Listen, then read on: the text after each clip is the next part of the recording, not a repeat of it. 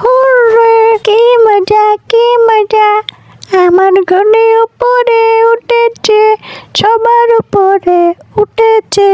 কিরে, তুই বাদরের মতো লাফাচ্ছিস কেন এখানে?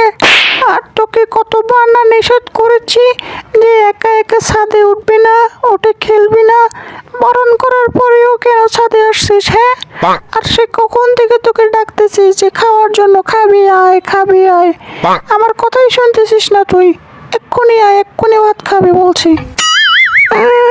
না, আমি ওসব শুটকি ভর্তা দিয়ে ভাত খাবো না, আমি ইলিশ মাছ দিয়ে ভাত খাবো।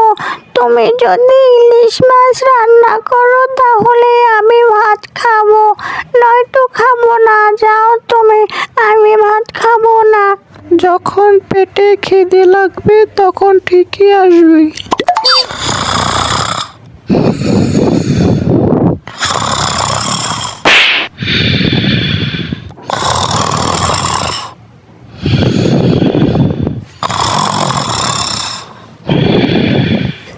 আজকে মনে হয় আমার কপালটাই খারাপ, একটা মাছও উঠতেছে না। কি যে করব কিছুই বুঝতেছি না। ওইদিকে বাসায় আম্মুর সাথে রাগারাগি করে এসেছি। বাসায় গেলেও তো মনে হয় আজকে আর ভাত খেতে দিবে না। দেখি আর কিছুক্ষণ, যদি একটা ইলিশ মাছ পাই।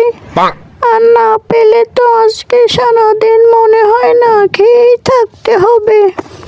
আরে আরে, একটা মাছ মনে হয় আমার বড়শির সুতো ধরে টানাটানি করছে। দেখি দেখি, যদি মাছ উঠে তাহলে তো আজকে খুব মজা করে খাবো। ইলিশ মাছ, ইলিশ মাছ উঠেছে, ইলিশ মাছ উঠেছে, এবার আমি মজা করে ভাত খাবো। ইলিশ মাছ উঠেছে, ইলিশ মাছ উঠেছে, এবার আমি মজা করে খাবো। আম্মু, আম্মু, আম্মু, কোথায় তুমি?